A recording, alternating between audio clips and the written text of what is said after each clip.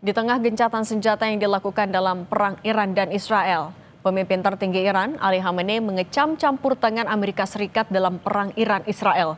Tak hanya itu, Menteri Pertahanan Iran mengunjungi Tiongkok untuk melihat sejumlah alat perang Tiongkok. Apa arti dari manuver Iran ini? Kita bahas bersama dosen hubungan internasional UNPAD dan Universitas Presiden Teguh Reza Shah. Pak Reza, selamat petang. Selamat sore, selamat petang, salam Indonesia. Salam Indonesia.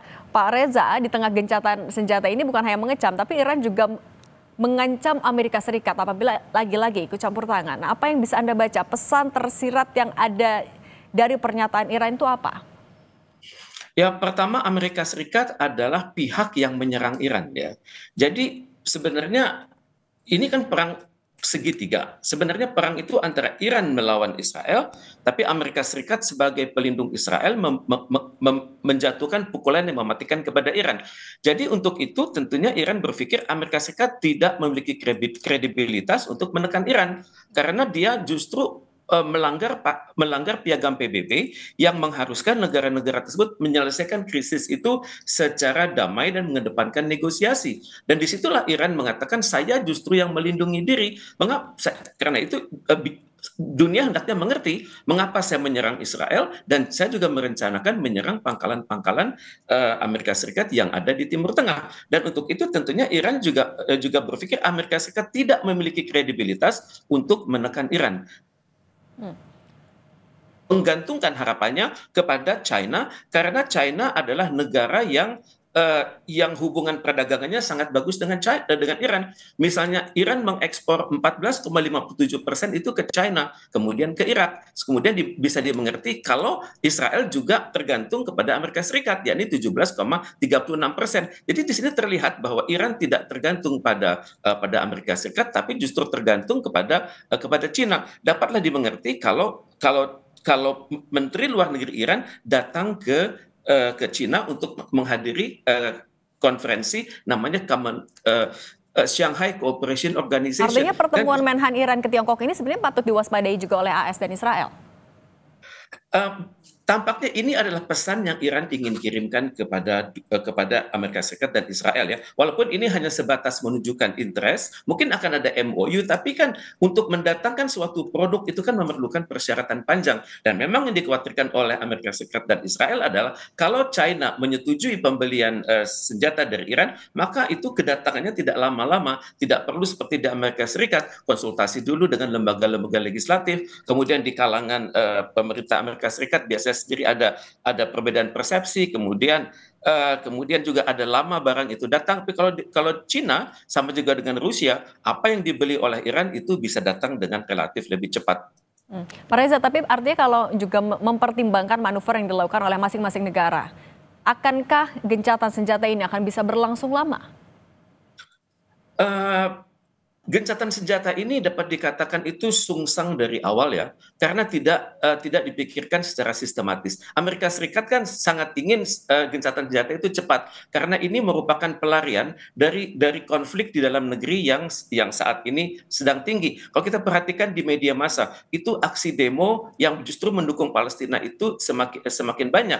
Juga Amerika Serikat sedang tidak ramah dengan internal di dalam negerinya sendiri, dengan Senat Presiden Donald Trump sedang tidak akur, kemudian juga dengan Elon Musk juga tidak akur, kemudian dengan pimpinan lembaga intelijen nasional juga tidak akur. Tampaknya pemboman yang dilakukan kepada Iran tersebut dapat diibaratkan sebagai mengambil kesempatan di tengah kesempitan. Jadi untuk itu saya pikir tidak akan berjalan lama. Juga bagi Iran dan Israel, permusuhan mereka itu sudah sangat lama. Iran mengkhawatirkan suatu prospek Israel Raya yang membentang hingga Sungai Efrat dan Sungai Tigris. Kemudian juga Israel mengkhawatirkan hanya Iran yang berpotensi untuk mengalahkan Israel saat ini. Nah, Pak Dan juga Reza, Iran sedang tinggi motivasinya, siap. kondisi di dalam negeri Amerika Serikat inikah yang juga jadi alasan kenapa Trump mengklaimnya akan melakukan pertemuan delegasi dengan Iran pekan depan, padahal juga Iran membantah soal itu? Betul, tidak ada konsultasi antara Iran dan Amerika Serikat saat ini. Tapi Amerika Serikat tampaknya ingin selalu dianggap sebagai peacemaker di dunia, negara yang mengupayakan perdamaian di dunia. Sikap ini didukung oleh Israel yang justru menominasikan Donald Trump sebagai pemegang Nobel Prize untuk tahun ini. Tapi perlukah sebenarnya pertemuan antara Iran dan Amerika Serikat dilakukan dalam waktu dekat sebenarnya? Bagi Iran, tentunya sebelum pertemuan itu akan ada prakondisi kan. Prakondisi itu antara lain Amerika Serikat dan Israel itu mengaku bahwa mereka lah yang menyebabkan krisis ini terjadi dan juga pengakuan bahwa Iran berhak mempertahankan dirinya sesuai pasal 51 dari Piagam PBB. Kemudian dalam pandangan saya, Iran juga akan berpikir bahwa apapun perjanjian dengan Amerika Serikat nanti, perjanjian damai harus melibatkan potensi dari Palestina untuk menjadi negara yang merdeka, berdaulat dan bersatu, dan selanjutnya juga negara ini akan hidup berdampingan dengan Israel. Walaupun sikap ini masih dipertentangkan di sebagian masyarakat Iran, tapi tampaknya disetujui oleh mayoritas negara-negara di Timur Tengah. Kalau sikap kedekatan dengan Tiongkok yang ditunjukkan oleh Iran akhir-akhir ini, apakah itu juga jadi pertimbangan pernyataan Trump terakhir?